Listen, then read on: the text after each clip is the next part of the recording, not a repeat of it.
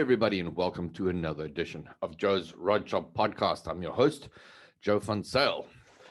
So before we get started, once again, remember, click that like and subscribe button. It doesn't matter what platform you're on, there is a follow, subscribe, or like button there somewhere. Now that allows you to actually get a notification when we put one of these podcasts out. Once again, this episode is brought to you by SA Hot Rod Media. Now, if you need any help with social media, if you want to promote your company or your shop on social media and you don't know how, or you just don't have the time, SA Hot Rod Media focus mainly on automotive. So if you want to get your shop's name out there, this is the way to do it. Just go to our website, sahotrods.com. And there's a link that says, help me promote my company. And click on that, send us your details, and we'll take it from there. All right, what we've been going on with the show as well is if you want to get onto this show, once again, sahotrods.com, there's a button that says, I want to be on the show. I want to be on the podcast. So go click that, put in your details, tell us who you are, what you do. We want to try and keep this open. I know there's a lot of guys that just want to come on the show and talk cars, but we do want to talk to actual shops. We want to keep this as a platform where guys can promote themselves. And then lastly, as we said last week, Rod Shop Season 5. The show has a massive reach, a massive following.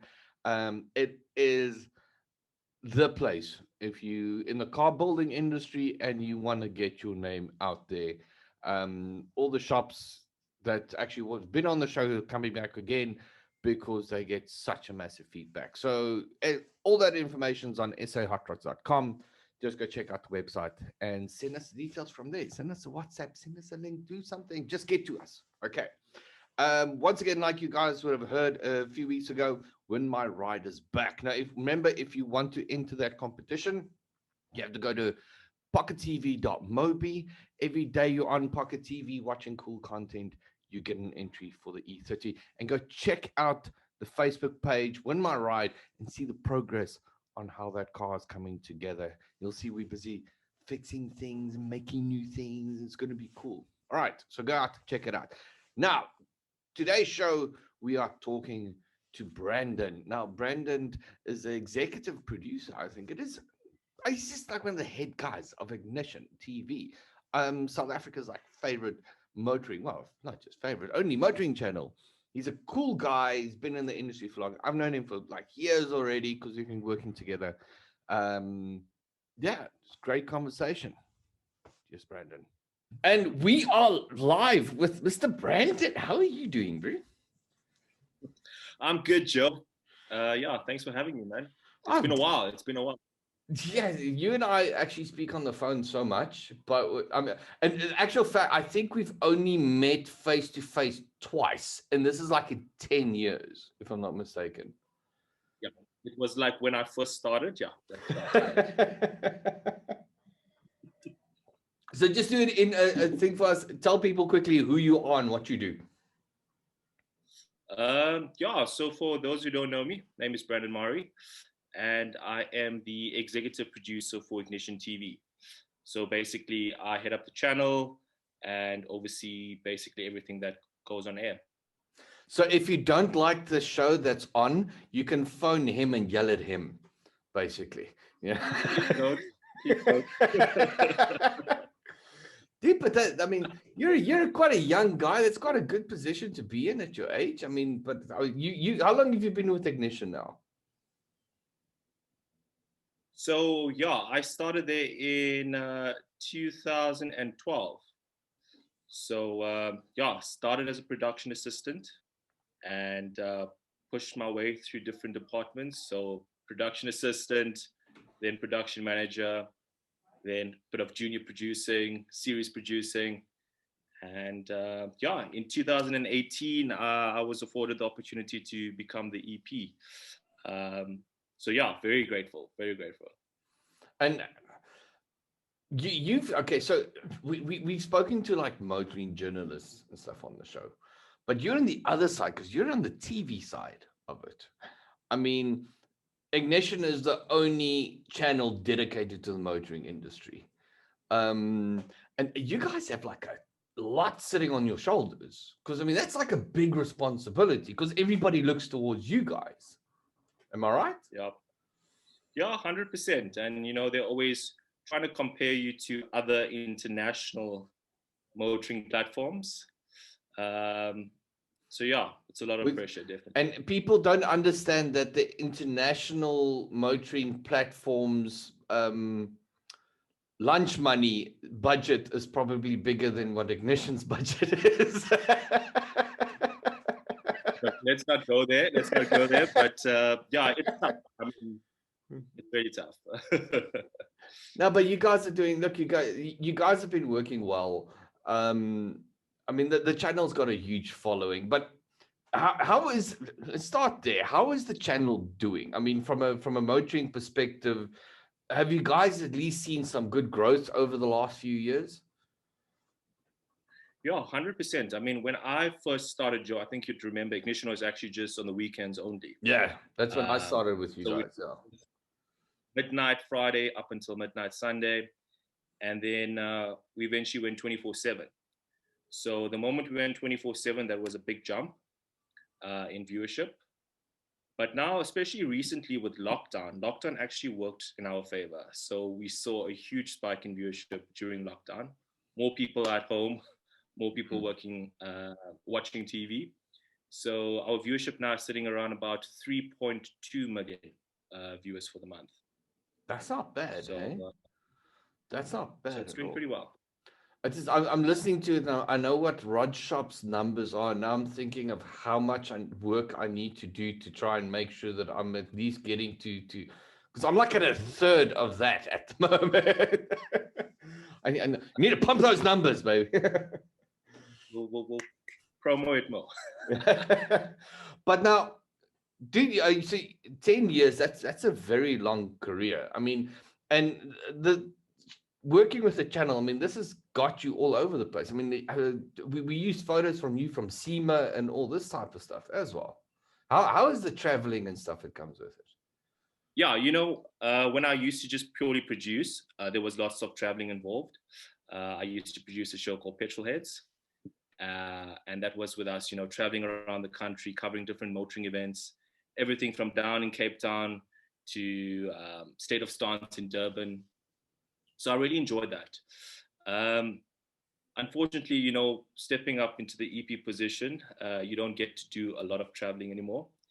But I mean, I had some bucket list stuff. I mean, you mentioned SEMA. Thanks to my boy Vic Bardell. I mean, he made that happen. But like SEMA was just bucket list stuff, man. I mean, oh man, what an experience. We got there we had a plan to cover like 10 cars, but you walk in there and you just want to film every single thing there. It's that amazing. That's true, and it's huge, hey. Absolutely. I think people can't fathom the actual size of that show. It's crazy. You walk and walk and walk. It's like you reach, what is it, like over 20,000 steps in a day. Exactly. Easily. Yeah. Now in your career, besides for SEMA locally, what was the best moment for you locally? Wow. Got me on the spot there. I think locally what was amazing was meeting Ken Block. Oh, nice. When they came down for Gymkhana. And also it was, if I remember correctly, it was the Clarkson, Hammond and May show at the Dome. Yeah, that was cool. I got a chance to meet them as well, but like very, very. I've always struggled meeting these big guys because I always feel like it's an inconvenience, if I want to put it that way. Like when I did, I was at the gas show the last time when Murder Nova, Farm Truck, and Asian and them were here. And they said to me, they actually arranged so I could go meet them. Because, I mean, there's like the queue where everybody sits and, to go get signatures. And they organized me something afterwards. So I was walking up with the guys and they said, yeah, listen, Shay, the guys have been busy from early this morning, so they're going to sit with you, but they're having lunch. And I'm like, well, let them have fucking lunch then. And they're like, what? I said, look, I can talk to them at any time, but because I mean, I know from working at events, you're like running your ass off the whole time, and you can't even sit still and eat without someone bugging you. So I said to them, no, go have lunch. And then later on that night, when at the VIP event, I went up to them and because they did a shout out for me on social media and stuff. I went up to them and I spoke to them, and Farm Truck's like, oh, you were supposed to talk to us while we had lunch. And I went, yeah, because I just left you to go have lunch. I said, I thought you just wanted a few minutes to go have lunch. And he like looked at me like, thanks. He said, yeah. He says it was actually quite cool just sitting still and having lunch. But yeah, so it's always, like I said, I always feel like weird with meeting these guys. But now, so you guys in the channel, you guys have moved and changed a lot over the years. I mean, you guys have a lot of new challenges at the moment. I mean, we were talking this week and you said you guys are struggling with production now with all the lockdown stuff again. Is this causing like big issues and stuff for you guys? Look, I mean, there were a lot of inconveniences, let's put it that way. With the lockdown and with the COVID numbers going up, a lot of people don't want to film, like guests coming into studio because they're afraid. You also don't want to put them at risk. You don't want to put your presenters at risk. So it was a bit of a challenge, but we found a way around it. Zoom, as what we're doing now, has been our friend. It's really helped us to still continue. So yeah, I mean, we've done like Zoom interviews with spinners with Vic.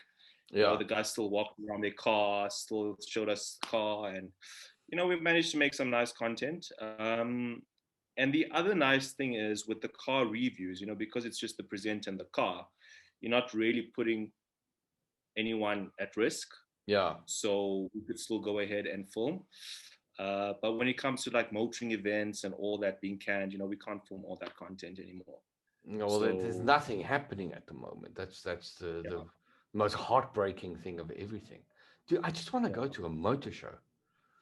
It's like when you see all these memories pop up on Facebook and you're like, man, I just want to go know. to a spin event and smell the smoking rubber. And Yeah, you like you want to go do a burnout in your car so you can just get that feeling or something going on, get everything back to it. That gets hard. But how do you think 2020 and everything that's happened, do you think it's changed the TV landscape and everything going forward? I mean, I know it's open. A lot of guys that just had time to think more than anything else. Do you think it's changing a few things on your side with how you guys work and where you guys want to go? Yeah, I think it's definitely changed a lot. I mean, what we realize is that, people just want the content. They don't want, it doesn't matter. It doesn't have to be this brilliant, beautiful production. It's like, presenters could be at home doing Zoom interviews with guests. You could be shooting links from home. They just want the content. So that's what was quite interesting. Like, the content still performed well, even with this, Exactly. how can I say it? A lower production quality as such. But that gets me thinking. I mean, I've got friends who's worked on like they worked on Top Gear, but like prime top of the line Top Gear stuff and some big shows. And they were saying, I mean, the camera stuff that the guys were using and the size of the production and everything that went into it. I mean, I heard stuff like Top Gear's budget per day was more than some TV shows' entire season, with the size of everything goes into it. You kind of, I don't know. I'm trying to get to a point where you kind of sit and go, well, is it necessary, to go to that massive level?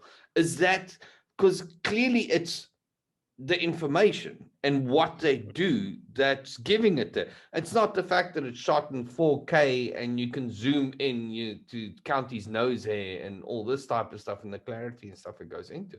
Is it? I mean, we appreciate that. I mean, we'd love seeing that amazing production quality, but to the viewer, That's my question.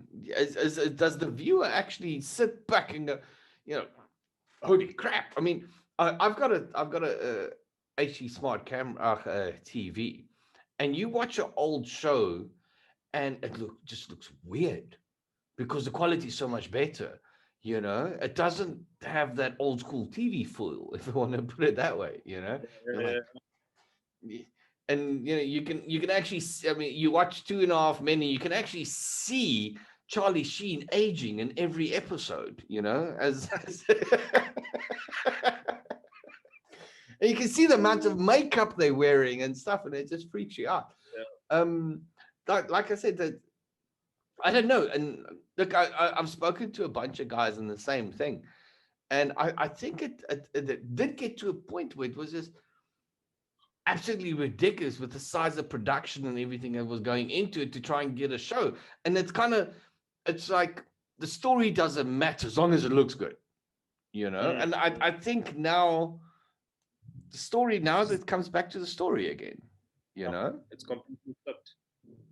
To me, that's a good thing because it comes to the story. What are you guys working on? What's new? What's coming to So currently, I mean, we still produce our weekly shows, which is Ignition GT, which is, all the latest cars that's being launched. So that still runs every week. There's Buyer's Guide, that's the buying and selling advice show. And we recently just finished off a new season of Celeb Rides, where we had a new presenter this season. Some may know her, most may know her. Nay the Bay. Don't know them. Okay, Sorry, you don't know. I suck with South African celebrities, bro. Yes, Nay the Bay. Yeah, she was great. It was a great season, so it really did well. So the next thing that we're working on currently there's actually two shows. The one is Kasi Car Culture, which is all about motoring in the township. That's interesting. Yeah, it's actually one of our most popular shows on the channel. Every time the season's on, it's like the #1 performing show. And that show actually started as a segment in Petrolheads years ago, and it ended up becoming its own show. And now we're in the fifth season. Fifth season already. I love it when something like that happens. I mean, look at it just means it's a national or a natural progression of something where you pick up on, okay, well, you do something that's so diverse, and then you pick up these small pieces and you go, wow, that's actually something that really works. Hell, that's how The Simpsons started. It was part of another TV. It was an insert in another show, and now it's the longest running TV show in the world. Yeah, we're going strong. Mm. Oh, so that's really cool. I mean, that also we had to find a way around, COVID and stuff, because part of the show was attending motoring events in the townships. So we had to can that and then just, find another way to film.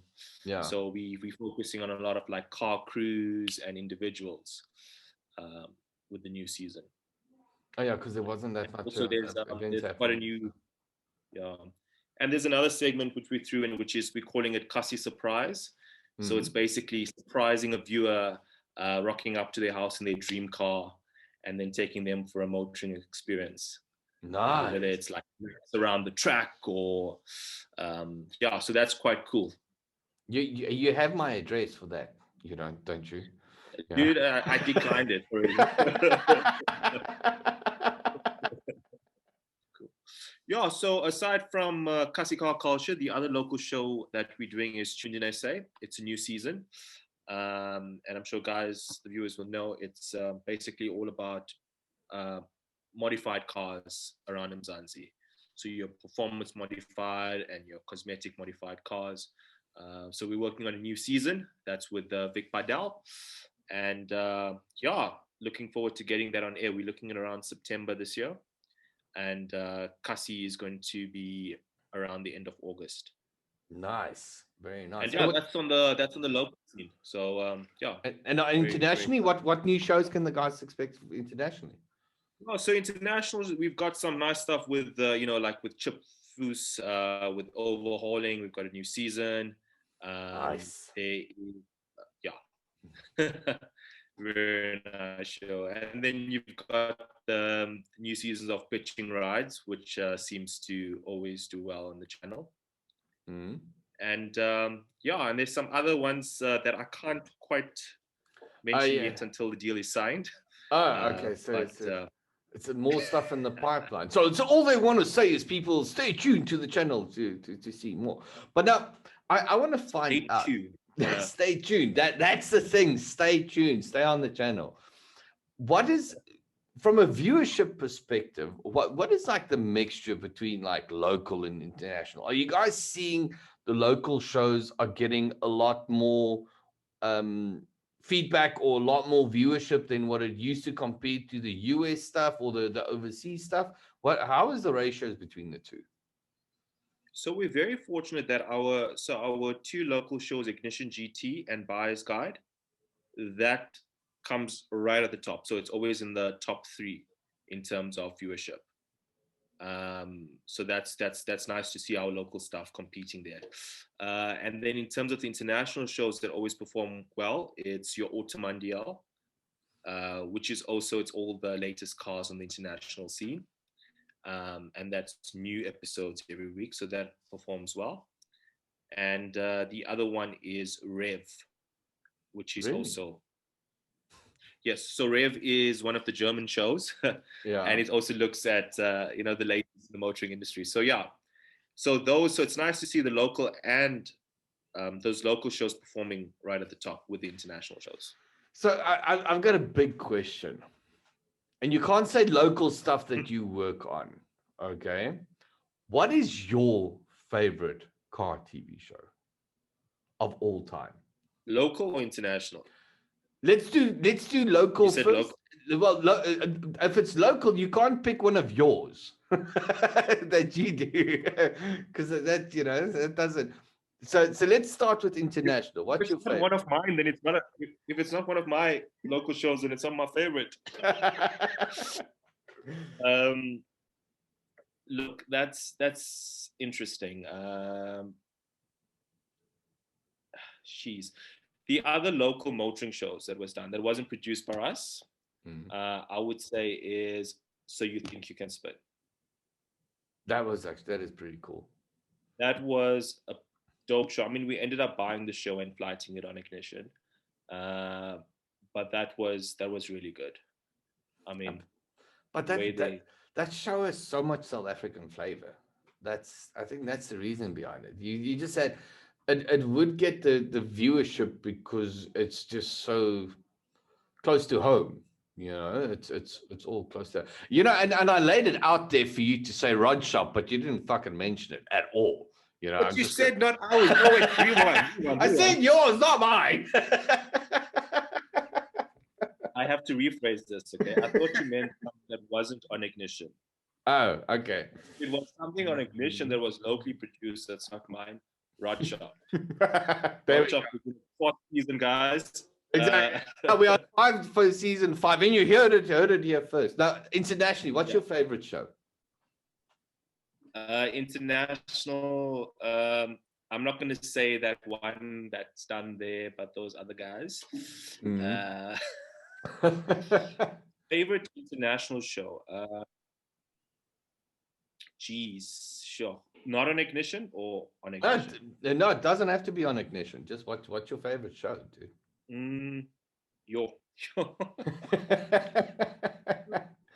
That's good. How's that for putting you on the spot, hey?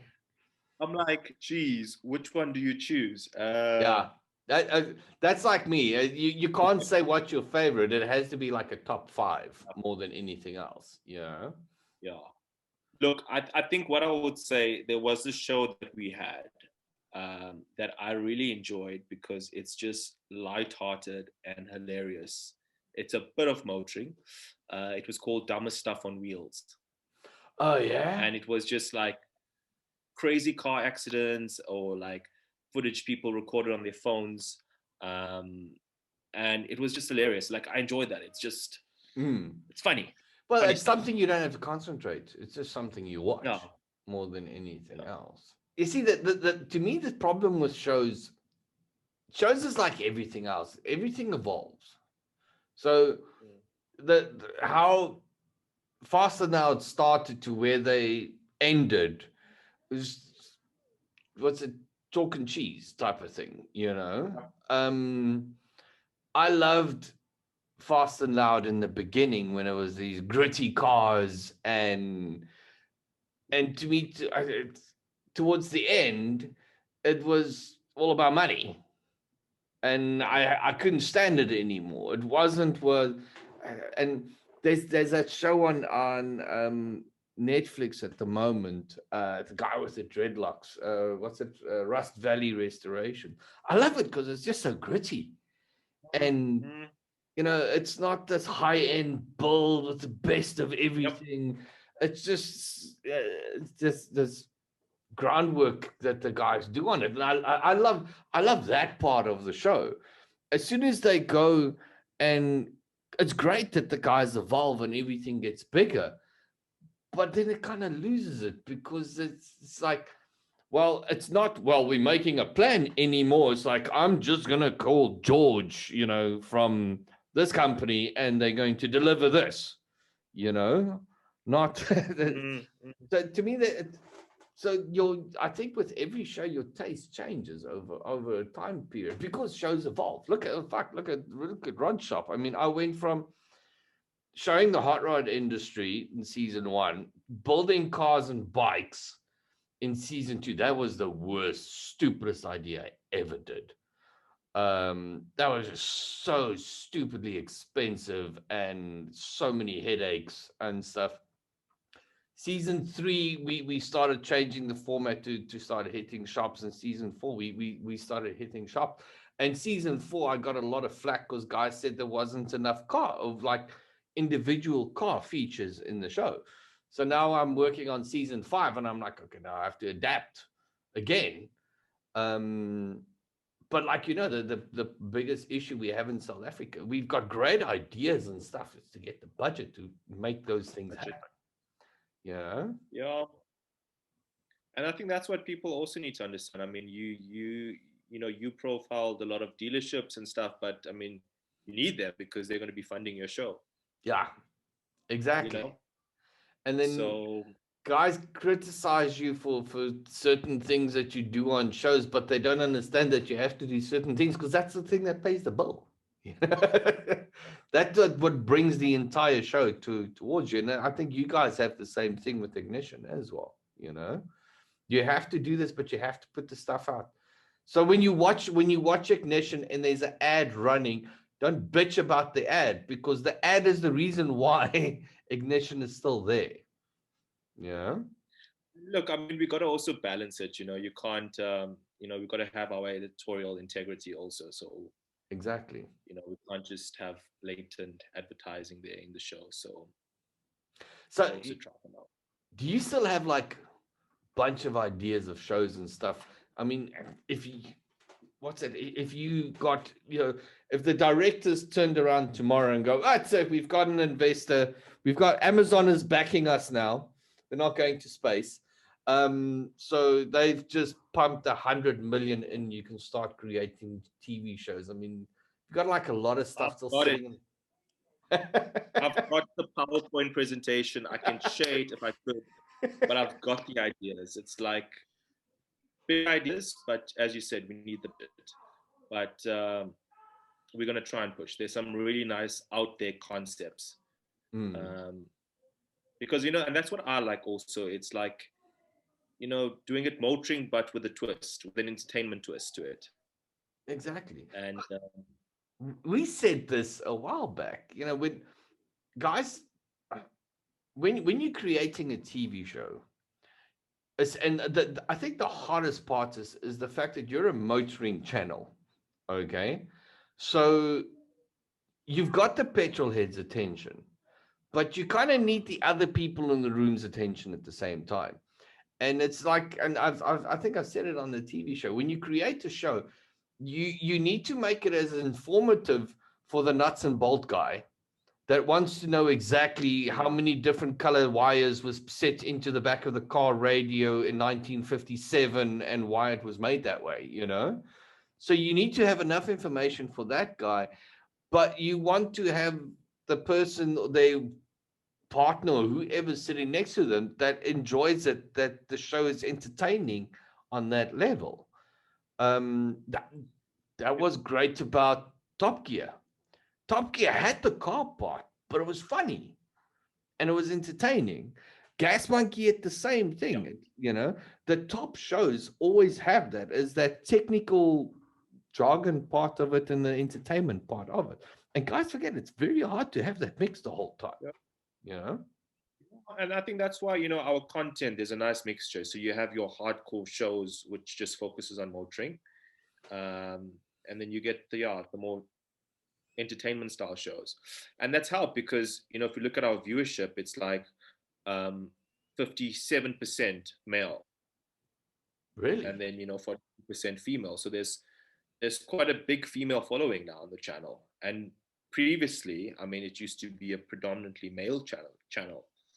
So I think these entertainment style shows has definitely helped to also reel them in.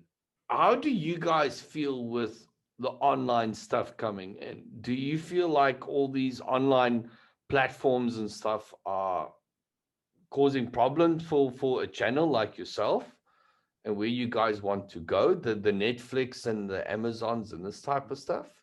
Or, I mean, Yeah, it's quite interesting. Hey, I mean, like, when I look in my, like, around my circle of friends, and everyone's like canceling them subscriptions and getting Netflix and Showmax and stuff.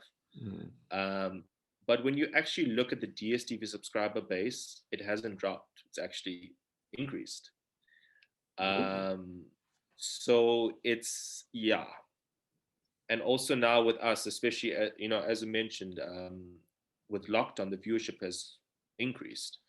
So we haven't seen a decline of viewership, so we don't feel threatened right now.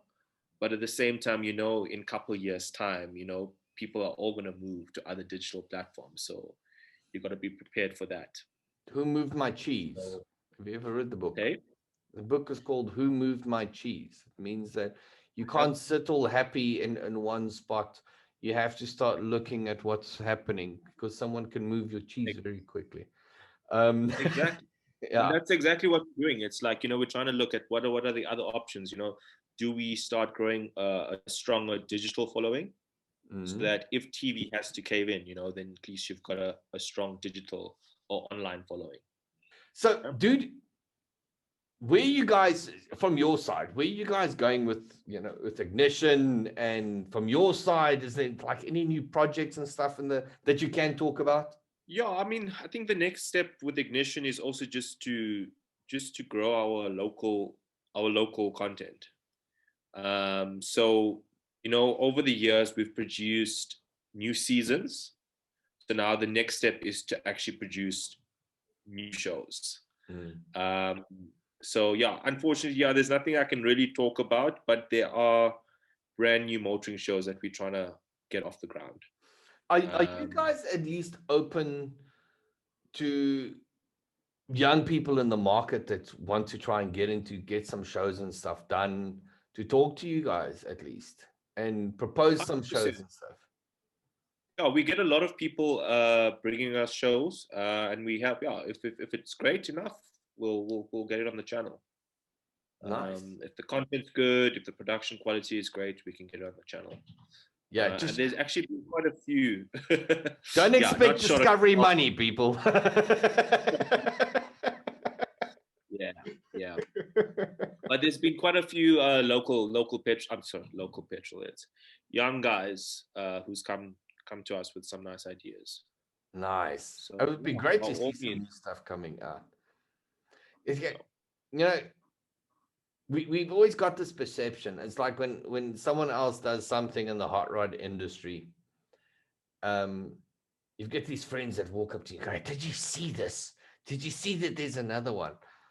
I'm one of these people where I love and I embrace other shows and other stuff coming out, because it means it's growing.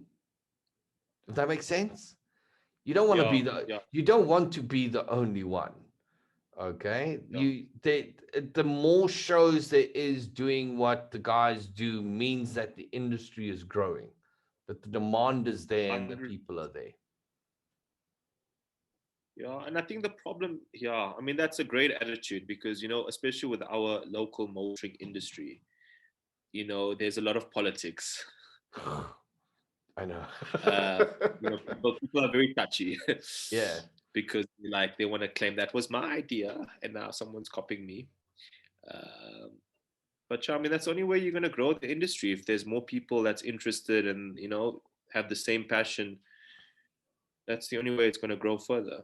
Yeah, you have to it's a hard pill to swallow. But like I said to when I spoke to Annie and them with Speed and Sound with the magazine, you look at your opposition, but you respect your opposition at the same time. And Yeah. Joel said the same as that I did, is you strive to be better, strives to do more, to be better at what you do. Um, and you always have to have this thing that you have to think of what's good for the industry. We've had Mm. too many things in South Africa that's disappeared because of feuds and arguments, and instead of embracing and working together, they've just taken it away. Yeah. And that's the thing. Like I said, it's like, I don't know. I feel like I'm preaching. Where it's more people think about the individual and not think about what's for the greater good. Bigger picture. Exactly. Dude, out of all the podcasts with local people that I've done, people keep saying, going back to the days of West Bank and all this type of stuff, and the vacuum that those things going away caused. Um, Mm. where the industry could have been if they were still there. I think that's what people need to look at. I mean, it's something I face at the moment with the magazine. Closing down the magazine is you have to look at, now that something's gone, like I said, the hole that it's left, and how do you replace that? With something that's bigger and better to replace that void. Anyway, dude, I'm Well, preaching, and but you also, know what? We've got so much of potential in SA. Like there's so many different motoring fraternities, oh yeah, and it's like we could have an event as big as SEMA. It could be. dude. It can be done. I actually had this conversation off camera with someone the other day. I mean, you look at the entire motoring industry. Okay, I look at the customization side of it. Or let me rephrase, not the customization. I look at my side, which is the hot rod and the muscle cars and the street rods and all this type of stuff. And if you look at SEMA, but you take these massive shows in the States, and you've got like the Riddler Awards and all this type of stuff.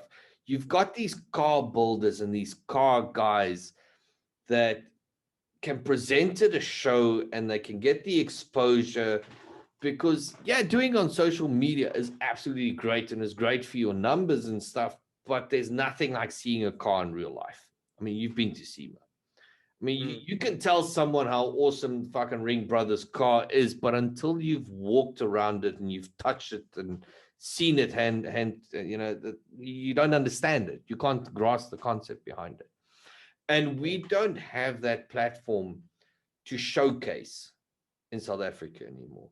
And not just to showcase, there's no trophy to the best. There's nothing striving you to be better, if I want to put it that way. Besides for yourself, obviously, and maybe if you're competition with the shop down the road, but how do you, from a car building's perspective, how do you know that you're the best in the country? Because there's nothing that can rate you on that. There's nothing that can take the top 20 shops in the country that build custom cars and throw them all together and get professionals in that sits down and goes, that one. Yeah. I mean, that's the whole show on its own. Also, think about it. Yeah.